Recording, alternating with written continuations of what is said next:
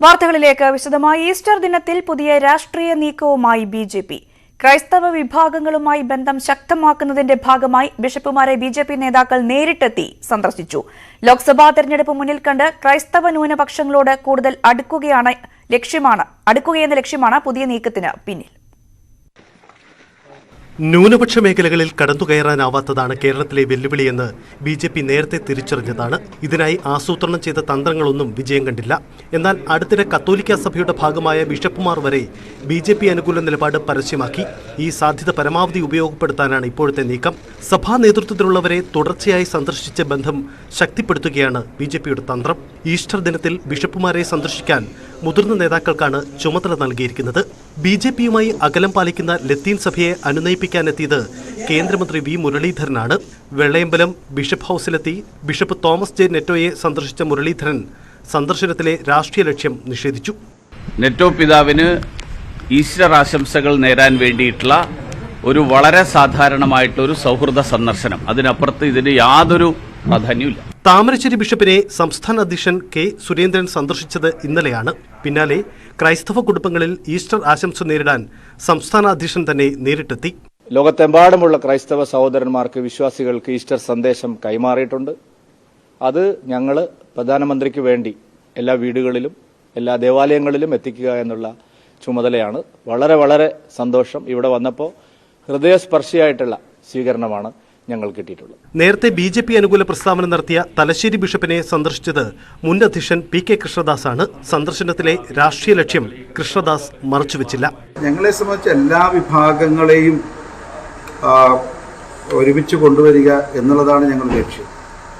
അത് ഞങ്ങൾ സ്വാഭാവികമായിട്ടും അതിന്റെ ഭാഗമായിട്ടുള്ള പ്രവർത്തനം നടത്തുന്നുണ്ട്. ലോക്സഭാ തെരഞ്ഞെടുപ്പാണ് ബിജെപിയുടെ ലക്ഷ്യം. കേരളത്തിൽ നിന്ന് പാർലമെന്റിലേക്ക് അക്കൗണ്ട് തുറക്കാൻ സാധ്യതാ മണ്ഡലങ്ങളിൽ ക്രൈസ്തവ പിന്തുണ ഉറപ്പാക്കുകയാണ് നീക്കം. കേരളത്തിലെ ക്രൈസ്തവ സഭാ നേതൃത്വങ്ങളുമായി ബിജെപി ദേശീയ നേതാക്കൾ നിരന്തരം ആശയവിനിമയം നടത്തുന്നുണ്ട്. പ്രധാനമന്ത്രിയുടെ കേരളത്തിലെ സന്ദർശന പരിപാടികളിലും ന്യൂനപക്ഷ ബന്ധം ശക്തമാക്കൽ പ്രധാന അജണ്ടയാണ്. ന്യൂസ് 18 തിരുവനന്തപുരം. കെ സുരേന്ദ്രന്റെ സന്ദർശനം സന്തോഷം നൽകുന്നതെന്ന് കോഴിക്കോട് ബിഷപ്പ് വർഗീസ് ചക്കാലക്കൽ. രാഷ്ട്രീയ നേതൃത്വം ജനങ്ങളിലേക്ക് എത്തുകയാണ്. രാഷ്ട്രീയ പാർട്ടികൾ ഈ സമീപനം പിന്തുടരണമെന്നും ബിഷപ്പ് വർഗീസ് ചക്കാലക്കൽ പറഞ്ഞു. അതിൽ വളരെ സന്തോഷമുണ്ട്. എല്ലാ പാർട്ടികളും ഇങ്ങനെ ആയിരിക്കണമെന്നാണ് എൻ്റെ ആഗ്രഹം.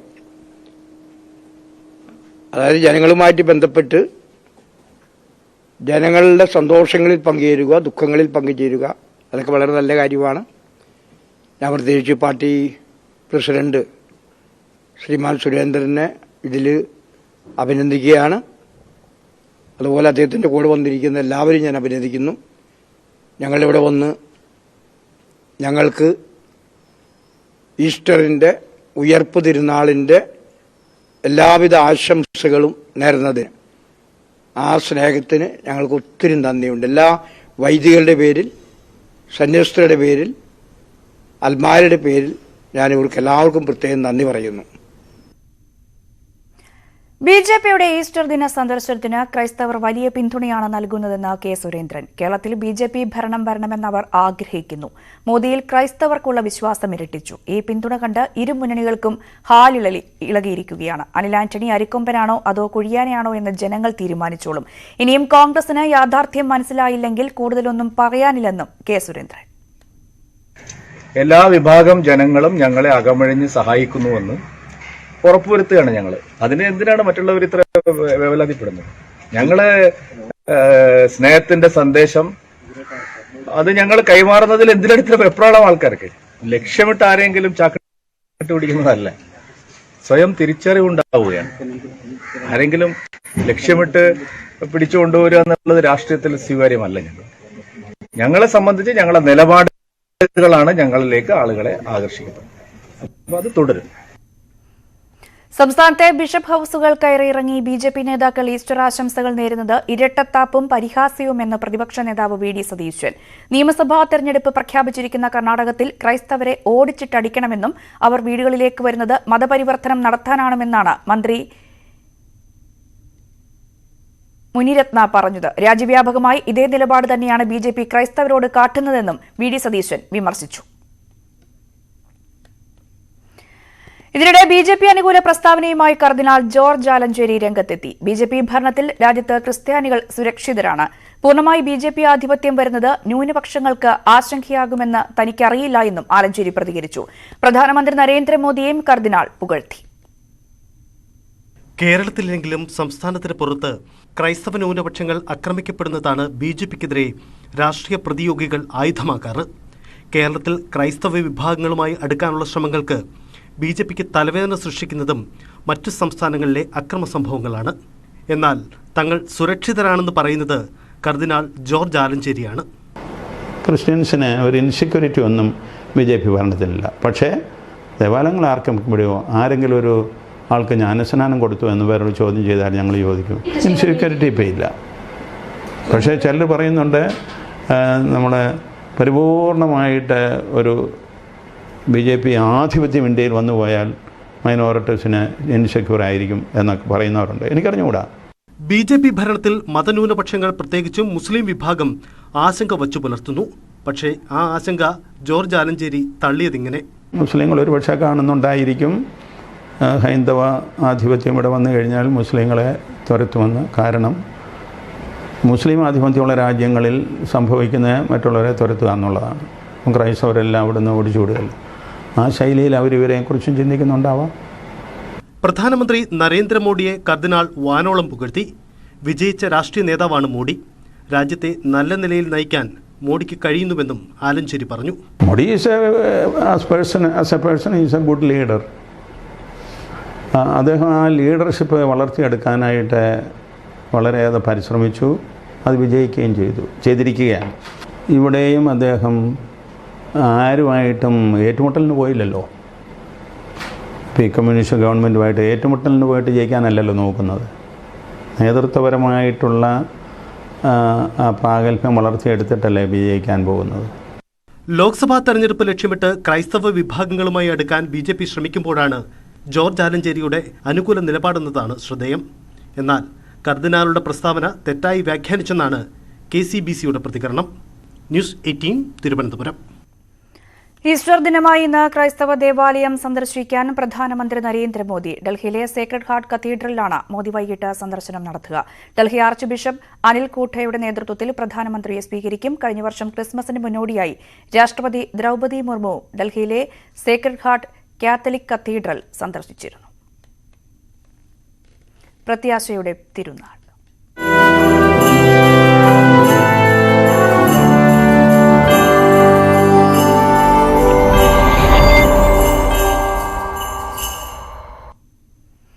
പ്രത്യാശയുടെ സന്ദേശം പകർന്ന് ലോകമെമ്പാടുമുള്ള ക്രൈസ്തവ സമൂഹം ഇന്ന് ഈസ്റ്റർ ആഘോഷിക്കുന്നു. കുരിശിലേറ്റപ്പെട്ട യേശുദേവൻ 3-ാം നാൾ ഉയർത്തെഴുന്നേറ്റതിന്റെ ഓർമ്മ പുതുക്കലാണ് ഈസ്റ്റർ. ഈസ്റ്ററിന്റെ ഭാഗമായി സംസ്ഥാനത്തെ വിവിധ ദേവാലയങ്ങളിൽ ശുശ്രൂഷയും പ്രാർത്ഥനയും നടന്നു. യുദ്ധത്തിന്റെ മഞ്ഞുമൂടിയ കാറ്റിനെയും മറ്റനീതികളെയും മറികടക്കാൻ ദൈവത്തിലേക്ക് തിരിയണമെന്നും മാർപ്പാപ്പ പറഞ്ഞു.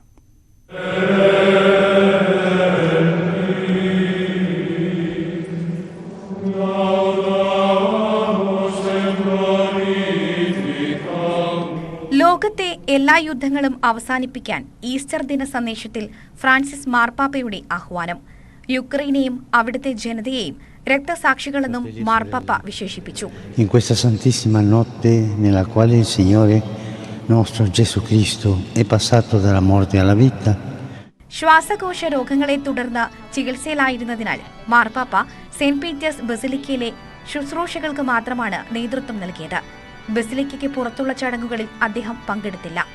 തിരുവനന്തപുരം പട്ടം സെന്റ് മേരീസ് കത്തീഡ്രലിൽ തിരുക്കർമ്മങ്ങൾക്ക് കാർദിനാൾ മാർ ബസേലിയോസ് ക്ലിമീസ് കത്തോലിക്ക ബാവ മുഖ്യ കാർമ്മികത്വം വഹിച്ചു. തുടർന്ന് ഉയിർപ്പ് തിരുനാൾ ചടങ്ങുകൾ നടന്നു. പാളയം സെന്റ് ജോസഫ് കത്തീഡ്രലിൽ ലത്തീൻ അതിരൂപത ആർച്ച് ബിഷപ്പ് ഡോക്ടർ തോമസ് ജെന്നറ്റോയുടെ കാർമ്മികത്വത്തിലായിരുന്നു ചടങ്ങുകൾ.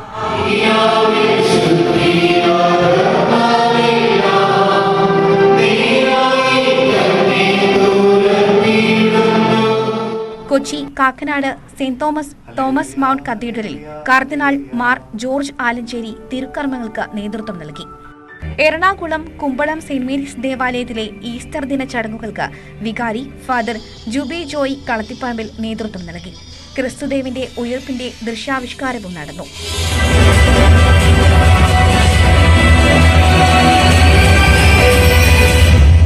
വയനാട്ടിലെ ദേവാലയങ്ങളിൽ വന്യമൃഗശല്യം കണക്കിലെടുത്ത് പാതിരാ കുർബാന ഒഴിവാക്കിയിരുന്നു.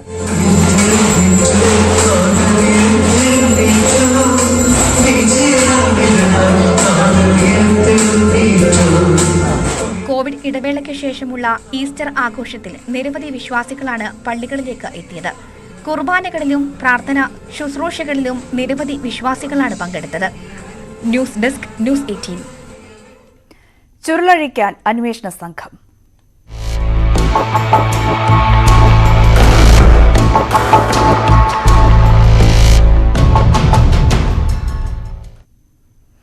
എലത്തൂർ ട്രെയിൻ തീവെപ്പ് കേസിലെ പ്രതി ഷാരൂഖ് സൈഫിയെ മെഡിക്കൽ കോളേജിൽ നിന്നും ഡോക്ടർ എത്തി പരിശോധിച്ചു. ശാരീരിക അവശതകൾ ഉണ്ടെന്ന് ഷാരൂഖ് ആവർത്തിക്കുന്ന പശ്ചാത്തലത്തിലായിരുന്നു പരിശോധന. ഷാരൂഖ് സൈഫിയുടെ ആരോഗ്യനിലയിൽ പ്രശ്നങ്ങളില്ലാത്തതിനാൽ തെളിവെടുപ്പ് നടത്തിയേക്കും. വിവരങ്ങളുമായി CV അനുമോദ് ചേരുകയാണ്. അനുമോദ്, എന്തായാലും ആരോഗ്യ പ്രശ്നങ്ങളില്ല എന്നാണ് മെഡിക്കൽ സംഘത്തിന്റെ കണ്ടെത്തൽ. ഒപ്പം തന്നെ തെളിവെടുപ്പ് ഉടനുണ്ടായേക്കുമോ?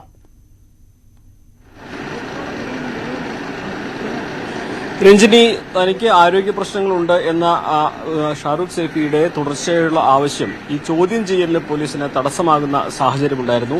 ആ ഘട്ടത്തിലാണ് മെഡിക്കൽ കോളേജിലെ ഡോക്ടർ ജയേഷ് ഇവിടെ എത്തി ഷാരൂഖ് സൈഫിയുടെ ആരോഗ്യനില പരിശോധിച്ചത്. നിലവിൽ അയാൾക്ക് കാര്യമായ ആരോഗ്യ പ്രശ്നങ്ങളില്ല എന്നും മറ്റു തടസ്സങ്ങളില്ല എന്നും തെളിവെടുപ്പിന് കൊണ്ടുപോകാനുള്ള സാധ്യതയുണ്ടെന്നുമാണ് നമുക്ക് അറിയാൻ സാധിക്കുന്നത്. ഈ നമ്മൾ നിൽക്കുന്നത് ഇപ്പോൾ എയർ ക്യാമ്പിന് മുൻപിലാണ്. ഇവിടെ നിന്നും അല്പസമയത്തിനുള്ളിൽ ഇയാളെ കൊണ്ടുപോകാനുള്ള സാധ്യതയുണ്ട്. 3 ഇടങ്ങളിലാണ് കേരളത്തിൽ തെളിവെടുപ്പിനായിട്ട് ഷാരൂഖ് സൈഫിയെ കൊണ്ടുപോകേണ്ടത്. ഒന്ന് ഷൊർണൂർ. ഈ ഷൊർണൂരിലാണ് ഇയാൾ ആദ്യം വന്നിറങ്ങിയതും അവിടെ നിന്നാണ് ഇയാൾ പെട്രോൾ ശേഖരിച്ചതും. 2 ഈ കൃത്യം നടന്ന സ്ഥലം എലത്തൂർ. 3 ഇപ്പോൾ ഈ കൃത്യം നടന്ന കത്തിച്ച ബോഗി കമ്പാർട്ട്മെന്റുള്ള കണ്ണൂർ. അങ്ങനെ 3 ഇടങ്ങളിലാണ് ഷാരൂഖ് സൈഫിയെ കൊണ്ടുപോയി തെളിവെടുക്കാനുള്ളത്. ഇതിൽ ആദ്യം ഷൊർണൂരിലേക്ക് പോകാൻ സാധ്യതയുണ്ട് എന്നാണ് അറിയാൻ സാധിക്കുന്നത്. ഷൊർണൂർ കേന്ദ്രീകരിച്ചാണ് കേസിന്റെ ഇപ്പോഴത്തെ പ്രധാനപ്പെട്ട അന്വേഷണങ്ങളൊക്കെ. കാരണം 2-ാം തീയതി പുലർച്ചെ എത്തിയ ഷാരൂഖ് സൈഫി അന്ന് വൈകുന്നേരം വരെ ഷൊർണൂരിൽ ചെലവഴിച്ചു എന്നാണ് പോലീസ് കരുതുന്നത്. ഇയാൾക്ക് ഈ കൃത്യം ചെയ്യുന്നതിനാവശ്യമായ സഹായം, നിർദ്ദേശം ഇതെല്ലാം തന്നെ ലഭിച്ചിട്ടുണ്ടെന്നും പോലീസ് കരുതുന്നുണ്ട്. അപ്പോൾ ഷൊർണൂരിൽ അയാൾക്ക് ആരെങ്കിലുമായിട്ടും അയാൾ കമ്മ്യൂണിക്കേറ്റ് ചെയ്തിട്ടുണ്ടോ, ഈ പെട്രോൾ ലഭിക്കാനുള്ള സഹായം അയാൾക്ക് കിട്ടിയിട്ടുണ്ടോ തുടങ്ങിയ വിവിധ കാര്യങ്ങൾ പോലീസിന് അന്വേഷിക്കേണ്ടതായിട്ടുണ്ട്. ഇയാളെ സഹായിക്കാൻ ആരെങ്കിലും ഉണ്ടോ എന്ന കാര്യത്തിലാണ് ഏറ്റവും പ്രധാനപ്പെട്ട അന്വേഷണം നടക്കുന്നത്. അപ്പോൾ ഷൊർണൂർ കേന്ദ്രീകരിച്ച് ഇയാളുടെ മൊബൈൽ ടവറുകൾ സൈബർ സെല്ലിന്റെ സഹായത്തോടെ പരിശോധിക്കുന്നുണ്ട്. അത്തരം ലഭ്യമാകുന്ന വിവരങ്ങളുടെ അടിസ്ഥാനത്തിലാണ് ഇപ്പോൾ തെളിവെടുപ്പിന് വേണ്ടി പോലീസ് ഒരുങ്ങുന്നത്. നമുക്കറിയാം, കേസിൽ തെളിവെടുപ്പൊക്കെ കേസിലെ ഏറ്റവും പ്രധാനപ്പെട്ട കാര്യങ്ങളാണ്. അതൊക്കെ വലിയാണ് നീണ്ടുപോകുന്നത്. NIA അടക്കമുള്ളവർ ഈ കേസിൽ ഇൻവോൾവ് ചെയ്യുന്ന സാഹചര്യത്തിൽ വലിയ വിമർശനങ്ങൾക്ക് വഴിയൊരുക്കുന്ന സാഹചര്യമുണ്ട്. നിലവിൽ ഈ UAPA ചുമത്തുന്നതിന് ഈ കുറെ കൂടി തെളിവുകൾ ആവശ്യമാണ് എന്നൊരു നിലപാടാണ് പോലീസിനുള്ളത്. അത് ഈ ചോദ്യം ചെയ്യലിന് ശേഷവും തെളിവെടുപ്പിന് ശേഷമേ ലഭിക്കൂ. അതും ലഭിക്കുന്ന മുറയ്ക്ക് UAPA ചുമത്തുമെന്നൊരു നിലപാടിലാണ് പോലീസുള്ളത്. എന്നാണെങ്കിലും കേസിൽ NIA ഇത് ഏറ്റെടുക്കാനുള്ള സാധ്യത മുന്നിൽ കണ്ട് പോലീസ് ഇപ്പോൾ നടപടികൾ കുറെ കൂടി വേഗത്തിലാക്കുന്നുണ്ട്. അതിന്റെ ഭാഗമായിട്ടാണ് ഷാരൂഖ് സൈഫിയെ വൈദ്യപരിശോധനയ്ക്ക് വിധേയനാക്കി തെളിവെടുപ്പിന് കൊണ്ടുപോകാൻ ഒരുങ്ങുന്നത് എന്നാണ് അറിയാൻ സാധിക്കുന്നത്. തെളിവെടുപ്പിന് ഉണ്ടായേക്കും എന്ന വിവരമാണ് ലഭിക്കുന്നത്. ഷൊർണൂരിലേക്കായിരിക്കും ആദ്യത്തെ തെളിവെടുപ്പിന് വേണ്ടിയുള്ള യാത്ര എന്നുമാണ് ലഭ്യമാകുന്ന വിവരം. അനുമോദാണ് വാർത്തയുടെ വിശദാംശങ്ങൾ പങ്കുവച്ചത്. ഒരുപക്ഷെ ഇന്ന് തെളിവെടുപ്പ് ഉണ്ടായേക്കും. അങ്ങനെയെങ്കിൽ ഷൊർണൂരായിരിക്കും ആദ്യ തെളിവെടുപ്പ് നടത്തുക എന്ന റിപ്പോർട്ടുകൾ കൂടിയാണ് പുറത്തുവരുന്നത്. മറ്റു വാർത്തകൾ കൂടി നോക്കാം. മുഖ്യമന്ത്രിയുടെ വിരുന്നിൽ ലോകായുക്ത പങ്കെടുത്തത് ധാർമ്മികമായി മാത്രമല്ല, സുപ്രീംകോടതി മാർഗനിർദ്ദേശങ്ങളുടെയും ലംഘനമാണ്. ജുഡീഷ്യൽ ഓഫീസർമാർ പുലർത്തേണ്ട ജാഗ്രതയും ധാർമ്മികതയും ലോകായുക്തയുടെയും ഉപലോകായുക്തയുടെയും ഭാഗത്തു നിന്നും ഉണ്ടായിട്ടില്ല എന്നാണ് ആരോപണം. ഇതിനിടെ ലോകായുക്ത വിരുന്നിൽ പങ്കെടുത്തതിനെ വിമർശിക്കുന്നത് ഔചിത്യമില്ലായ്മയാണെന്ന വാദവുമായി ഇടതുമുന്നണി കൺവീനർ EP ജയരാജൻ രംഗത്തെത്തി. രാജ്യത്ത് കടുവകളുടെ എണ്ണത്തിൽ വർധന. 3167 കടുവകളാണ് രാജ്യത്തുള്ളത്. പ്രൊജക്ട് ടൈഗറിലെ 50ാം വാർഷികത്തിന്റെ ഭാഗമായി മൈസൂരുവിൽ നടന്ന ചടങ്ങിൽ പ്രധാനമന്ത്രി നരേന്ദ്രമോദിയാണ് പുതിയ കണക്ക് പുറത്തുവിട്ടത്. 2018 കടുവകളുടെ എണ്ണം 2967 ആയിരുന്നു. രാവിലെ ബന്ദിപ്പൂർ, മുതുമല കടുവാ സങ്കേതങ്ങൾ പ്രധാനമന്ത്രി സന്ദർശിച്ചു. ബന്ദിപ്പൂരിൽ ജീപ്പ് സഫാരിയും മോദി നടത്തി.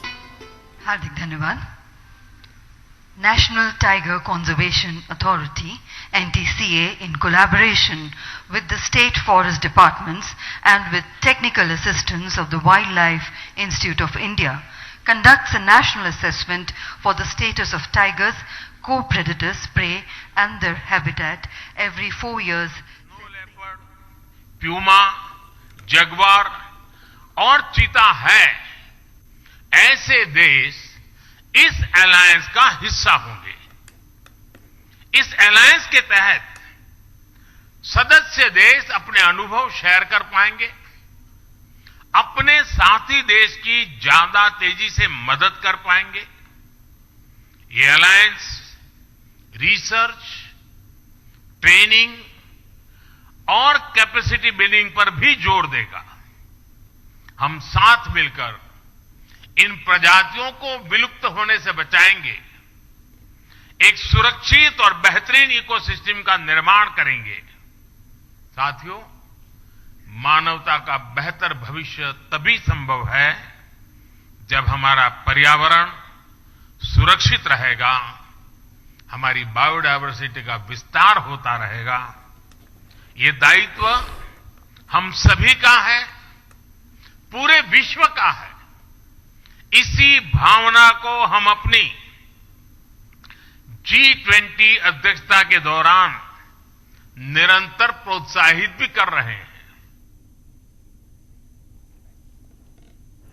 മുതുമല കടുവാ സങ്കേതത്തിലെ തെപ്പക്കാട് ആന പരിപാലന കേന്ദ്രത്തിൽ ഓസ്കാർ പുരസ്കാരം നേടിയ എലിഫന്റ് വിസ്പേഴ്സിലൂടെ ശ്രദ്ധേയരായ ബൊമ്മനെയും ബെല്ലിയെയും പ്രധാനമന്ത്രി അനുമോദിച്ചു.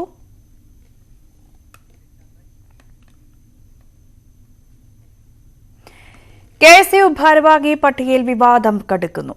SFI പ്രവർത്തകൻ ധീരജിനെ കൊലപ്പെടുത്തിയ കേസിലെ പ്രതികൾ പട്ടികയിൽ ഇടം പിടിച്ചു. പ്രായപരിധി മാനദണ്ഡം പാലിച്ചില്ലെന്നും ആക്ഷേപമുണ്ട്. വിദ്യാർത്ഥികൾ അല്ലാത്തവർ പട്ടികയിൽ ഉൾപ്പെട്ടെന്നും വനിതാ പ്രാതിനിധ്യം 10% താഴെയായി ഒതുങ്ങിയെന്നുമുള്ള പരാതി വ്യാപകമാണ്. മഹിളാ കോൺഗ്രസ് പുനഃസംഘടനയ്ക്ക് പിന്നാലെ KSU ഭാരവാഹി പട്ടിക കൂടി വിവാദത്തിലാവുകയാണ്. ഇടുക്കി എഞ്ചിനീയറിംഗ് കോളേജിലെ SFI പ്രവർത്തകൻ ധീരജിനെ കൊലപ്പെടുത്തിയ കേസിലെ 4ാം പ്രതി നിതിൻ ലൂക്കോസ് KSUവിന്റെ ജില്ലാ പ്രസിഡന്റായും 5ാം പ്രതിയായ ജിതിൻ ഉപ്പുമാക്കൽ സംസ്ഥാന സെക്രട്ടറിയായും പട്ടികയിൽ ഇടം നേടി. പ്രായപരിധി കർശനമാക്കുമെന്ന മാനദണ്ഡവും പാഴ്വാക്കായി. KSU സംസ്ഥാന ജനറൽ സെക്രട്ടറിയായി തെരഞ്ഞെടുത്ത ശരത് ശൈലേശ്വരന്റെ പ്രായം 32 വയസ്സ്. 1994 ജനുവരി 1 ശേഷം ജനിച്ചവരെ മാത്രമേ പുനഃസംഘടനയിൽ പരിഗണിക്കാവൂ എന്ന കഴിഞ്ഞ കമ്മിറ്റിയുടെ തീരുമാനം അട്ടിമറിക്കപ്പെട്ടു. വിവാഹിതരെ പുനഃസംഘടനയിൽ പരിഗണിക്കേണ്ട എന്ന തീരുമാനവും നടപ്പായില്ല. KSUവിന്റെ പുനഃസംഘടന പൂർത്തിയാകുമ്പോൾ വനിതാ പ്രാതിനിധ്യം 10% മാത്രം ഒതുങ്ങിയെന്നും പരാതിയുണ്ട്. പട്ടികയിൽ ഇടം നേടിയ പകുതിയിലേറെ പേരും വിദ്യാർത്ഥികളല്ല എന്നതും KSUവിനെ പ്രതിസന്ധിയിലാക്കുന്നു. പട്ടികയെ ചൊല്ലി മുൻ സംസ്ഥാന ഭാരവാഹികൾക്കിടയിലും അമർഷമുണ്ട്. ഔദ്യോഗിക വാട്സാപ്പ് ഗ്രൂപ്പിൽ മുൻ സംസ്ഥാന പ്രസിഡന്റ് KM അഭിജിത്ത് തന്നെ പ്രതിഷേധവുമായി എത്തി.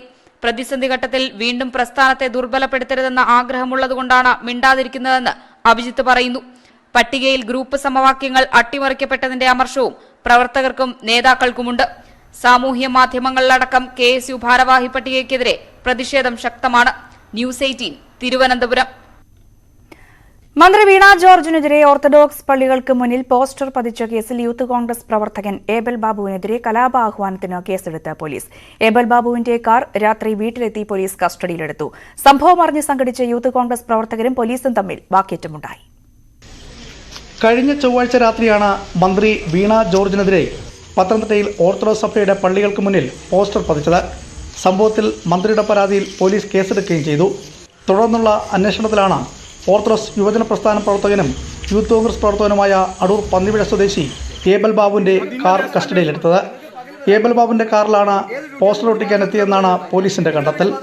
രാത്രിയിൽ ഏബൽ ബാബുവിന്റെ വീട്ടിൽ പരിശോധനയ്ക്കെത്തിയ പോലീസ് ഉദ്യോഗസ്ഥരെ യൂത്ത് കോൺഗ്രസ് നേതാവ് രാഹുൽ മാങ്കുട്ടത്തിന്റെ നേതൃത്വത്തിലുള്ള പ്രവർത്തകർ തടഞ്ഞു. സ്ത്രീകൾ മാത്രമുള്ള വീട്ടിൽ പരിശോധന അനുവദിക്കില്ലെന്ന് പറഞ്ഞായിരുന്നു പ്രതിഷേധം. ഏറെ നേരം കോൺഗ്രസ് പ്രവർത്തകരും പോലീസുമായി വാക്കേറ്റമുണ്ടായി. കൂടുതൽ പോലീസ് എത്തി രാത്രി 2 മണിയോടെയാണ് വാഹനം പിടിച്ചെടുത്തത്. ന്യൂസ് 18 പത്തനംതിട്ട. മുഖ്യമന്ത്രിയുടെ വിരുന്നിൽ ലോകായുക്ത പങ്കെടുത്തത് ധാർമ്മികമായി മാത്രമല്ല, സുപ്രീംകോടതി മാർഗനിർദ്ദേശങ്ങളുടെയും ലംഘനമാണ്. ജുഡീഷ്യൽ ഓഫീസർമാർ പുലർത്തേണ്ട ജാഗ്രതയും ധാർമ്മികതയും ലോകായുക്തയുടെയും ഉപലോകായുക്തയുടെയും ഭാഗത്തു നിന്നും ഉണ്ടായില്ല എന്നാണ് ആരോപണം. ഇതിനിടെ ലോകായുക്ത വിരുന്നിൽ പങ്കെടുത്തതിനെ വിമർശിക്കുന്നത് ഔചിത്യമില്ലായ്മയാണെന്ന വാദവുമായി ഇടതുമുന്നണി കൺവീനർ EP ജയരാജൻ രംഗത്തെത്തി.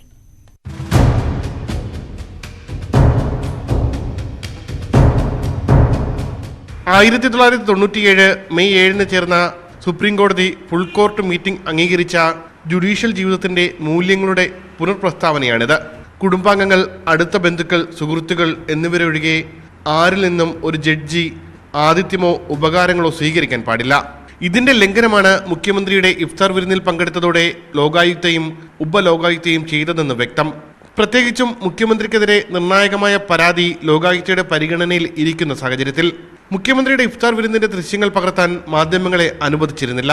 പകർത്തിയ PRD ആകട്ടെ ലോകായുക്തയുടെ ദൃശ്യങ്ങൾ ഒഴിവാക്കിയാണ് മാധ്യമങ്ങൾക്ക് ഇഫ്താറിന്റെ ദൃശ്യങ്ങൾ നൽകിയത്.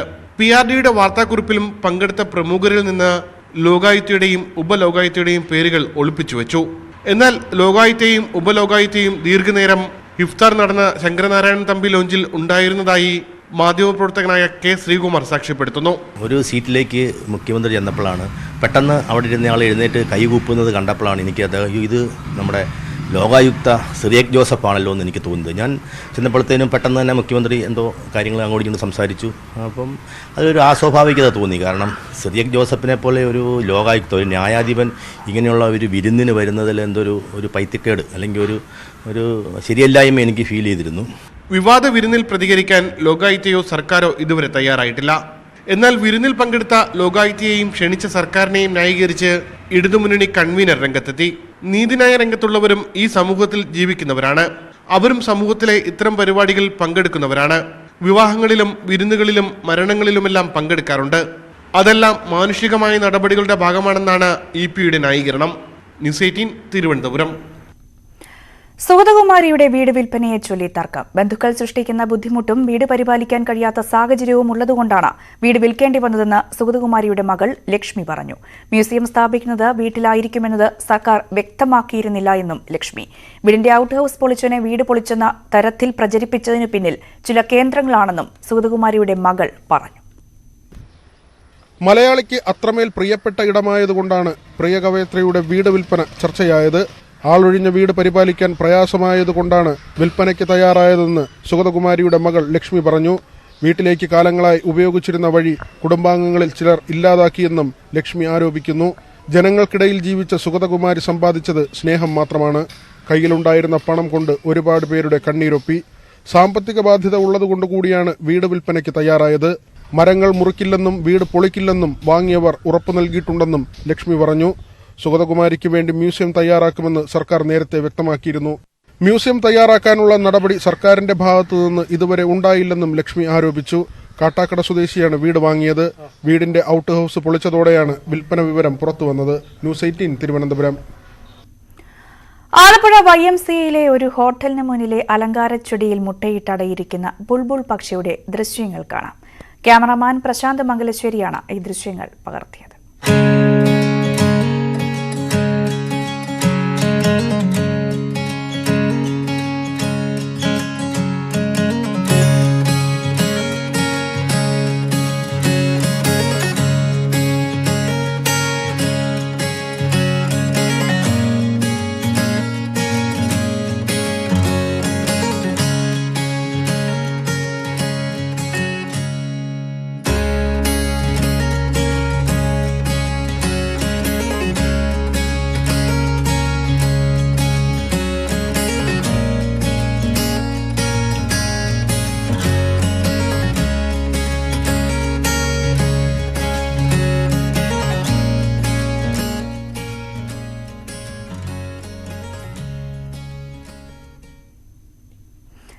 വാർത്തയിൽ ഇന്ന് പൂർണ്ണമാവുകയാണ്. ഇടവേളയ്ക്ക് ശേഷം ഉയർപ്പിന്റെ പാട്ട് കാണാം. നമസ്കാരം.